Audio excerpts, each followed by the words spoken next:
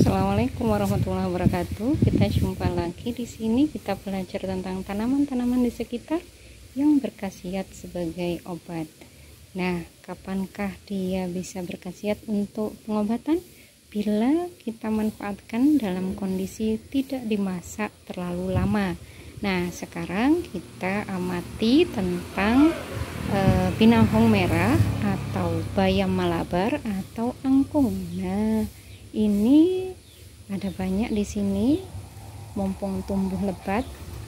Biji-bijinya ini, biji-biji ini biasanya dijual cukup mahal, ya, bisa di pasar-pasar online. Tetapi sebenarnya tidak hanya biji yang bisa kita manfaatkan, mulai dari batangnya yang merah itu, kemudian ada juga daunnya, bisa kita lalap, kita infusa, ataupun kita tumis, ya. Kalau tumis tidak kemudian semuanya hilang, ya, hilang nutrisinya, tetapi sangat signifikan berkurang. Yuk kita amati lebih dekat. Ini dari satu tanaman, ya, dari satu pohon ini, ya.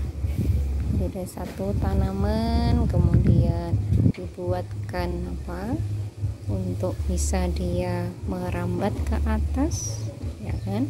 Nah, dia merambat ke atas, jadi makin banyak dan sangat lebat, Masya Allah, ya. Ini dari yang ini yang masih muda begini, ataupun yang sudah tua, ya. Kalaupun kita tidak mengunyahnya, jadi meskipun tua begini tidak harus dibuang, ya. Jadi bisa diinfusa misalnya untuk pemula, untuk awal mula, kita misalnya 1 lembar daun begini hanya dikonsumsi di malam hari sebelum tidur. 1 lembar ini misalnya kita seduhnya mulai asar, ya.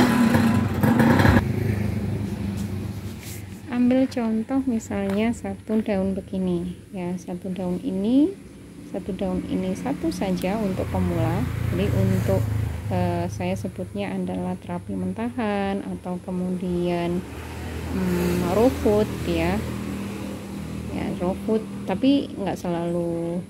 Kalau saya sih raw, ya.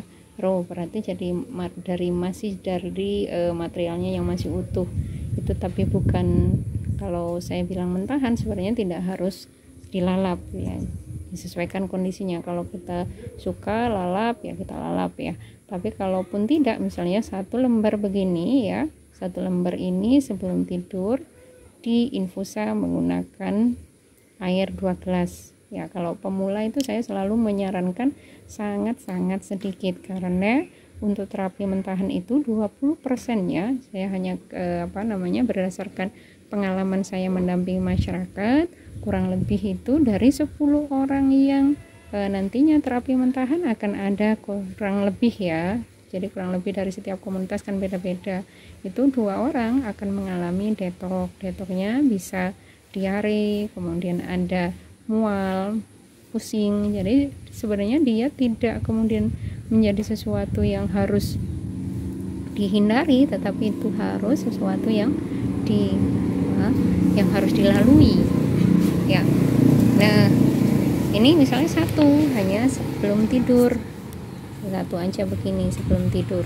Nanti kemudian dengan 2 gelas air kita buatnya sekitar asar, kemudian kita misalnya mau tidur itu habis maghrib sudah kita minum misalnya, atau habis isya sudah kita minum 1 gelas misalnya begitu. 1 gelas untuk yang lainnya, orang lain gitu, ya. Jadi takaran tadi tidak ditambah lagi sampai dengan masa detok tadi itu lewat.